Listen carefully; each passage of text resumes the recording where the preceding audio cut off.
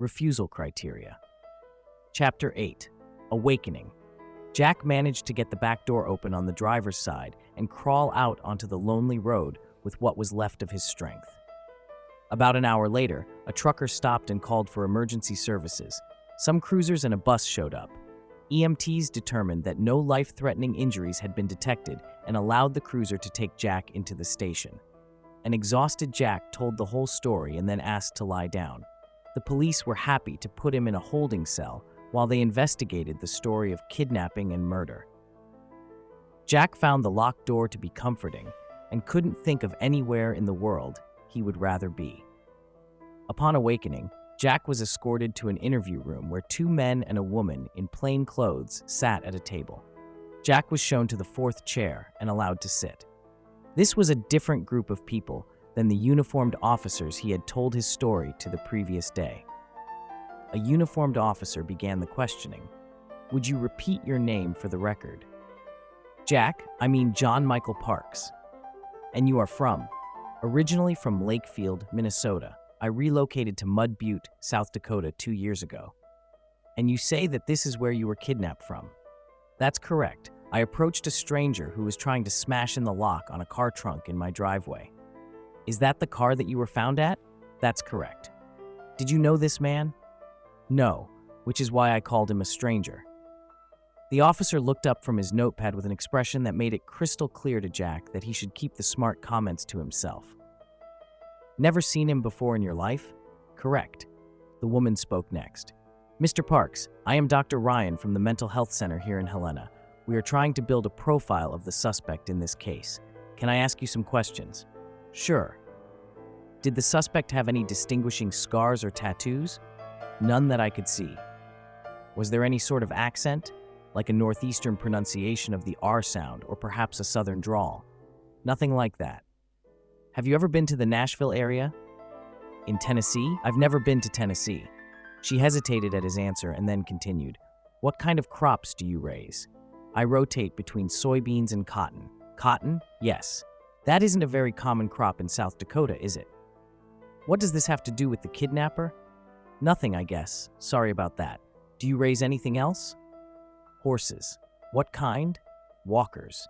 "Tennessee walkers?" He gave her an annoyed look. "Is there any other kind?" "I am afraid I don't know much about horses, Mr. Bines. I'm just trying to understand what may have led this man to your front door." "Parks, I told you my name is Jack Parks, and it was bad luck, I suppose. They must have just run across my place and thought no one was home." "I apologize, Mr. Parks. The car was registered to a Richey Bines. Does that name mean anything to you?" "It does sound familiar, like maybe someone I might have met. Is he local?" "We are trying to piece it together, but it is just a lot of fragments right now, I'm afraid. If you can think of any connection, it would really help us out." "Well, I am sure that I know that name, but I am having trouble placing it." "Is he a farmer?" "In fact, he is.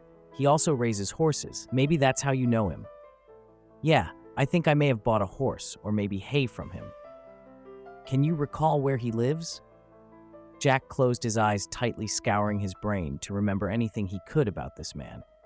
"He lives on Verona Caney Road just outside of Lewisburg, Tennessee. He has a nice little spread there, sort of like a painting." "Have you been there before?" "I must have. I can see the place in my mind right now. Little rock wall across the front. A good-size horse barn. Corrals and a 2-acre pond. Yes, I am sure I have been there. That was his car? What do you think it means?" She looked around at the others. "We were hoping that you could help us figure that out." "I don't know. Maybe this Sam guy stole the car and found my address in there." He shrugged. "And drove all the way to South Dakota to kidnap you?" She cocked her head with skepticism. Annoyance crept back into his voice. "It's a little much to expect me to tell what was going through this guy's head, don't you think?" "Fair enough. Mr. Parks, this may sound silly to you, but humor me if you will. I believe that people make a connection on a subconscious level. Have you ever heard the term gut feeling?" "Sure." "I think that gut feelings are in fact insight that each of us have into the minds of those around us. Now don't get me wrong, I understand logically that this has no scientific basis." She tipped her head toward the men in the room. "My coworkers think I am a little crazy, and they may be right.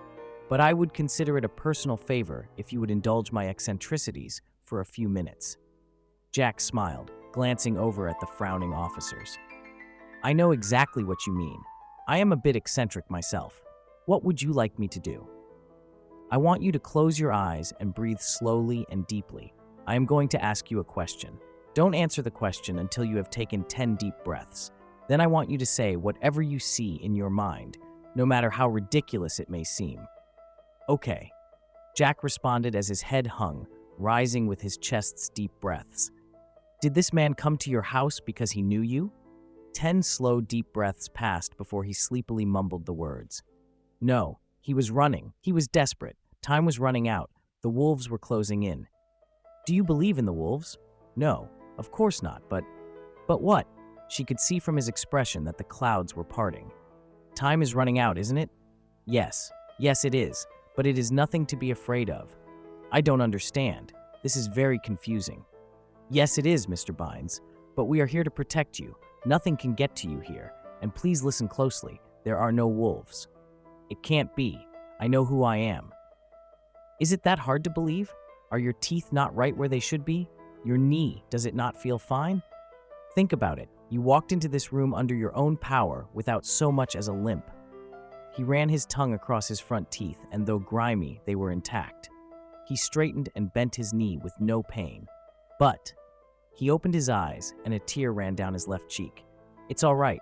We spoke with Dr. Showman, and he is waiting for you right now. He was worried about you. Do you remember Dr. Showman?" "Yes." "Oh my God, my wife. Your wife and kids are just fine. They are staying with her mother in Hermitage, Missouri. She is worried about you too. You have had another episode, Mr. Bines, but everything is fine now." "There is nothing in the trunk? Not a blue duffel bag with a big Nike swish on the side? No hammer? No screwdriver? No blood?" "No, Mr. Bines. There is nothing in your car, not even a change of clothes. But I am afraid that the car itself may be a casualty. I am sorry to say that you cracked the block."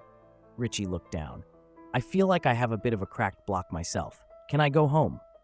"Why don't you stay put for a few minutes while I speak to the officers about what comes next?" Everyone got up and left, except Richey, who buried his face in his hands. They exited to an adjoining room where the chief of police had been watching through an observation mirror. "All right, Ryan, what's up with the magic trick?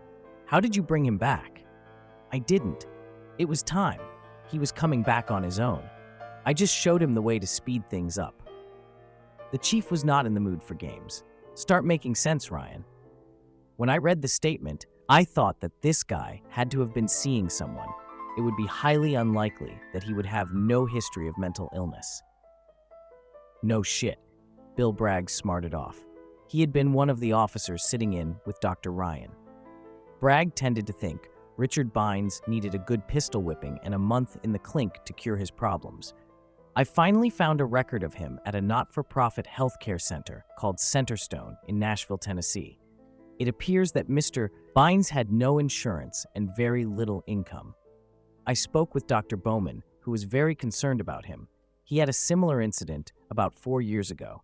His parents were the only living relatives he had. They had perished in a house fire caused by faulty wiring, and Mr. Bines had some trouble dealing with it. The event lasted 2 weeks, and he came out of it without ill effect. He stopped showing up to his regular sessions almost exactly 2 weeks ago. His doctor described him to a T. There is no doubt that this is the man that owns the car, Chief. Yeah, his driver's license picture is spot on. What set him off this time? 3 weeks ago, his wife left him and moved in with her parents in Hermitage." Bragg broke his silence again. "That's a far cry from only living relatives burning to death in a house fire. Hell, if my wife moved back in with her parents, I'd throw a party." "She sounds like a very lucky lady," she retorted with a quick glance. "Chief, I don't know what set him off, but losing his family, even for a little while, may have brought up the sense of loss he felt with his parents. Bottom line is, he should be all right. For whatever reason, his mind needs time to cope with high-stress situations. The fantasy probably gave him the time he needed, and now he can acknowledge it. He can handle it. Time heals all wounds, as they say. At least that's how it looks to me." "Bullshit, Chief. He needs locked up." "Shut up, Bragg. So, Dr. Ryan, what now? Should we check him into your unit?" Well, the no insurance and no income part would put a kink in that plan. Centerstone may be a not-for-profit, but we are not. Clink, said Bragg with a smile. What do you suggest we arrest him for? He hasn't committed any crime except maybe speeding. If being crazy was illegal, half the politicians in this state would be doing time. No, we need to send this problem home. I don't need any more crazy than I already have. Bragg, escort our friend to the airport and buy him a ticket home. Chief, are you serious? Just do it. If the doc clears him, get him the hell out of here. What Dr. Ryan couldn't tell the officers was details surrounding the last time this happened.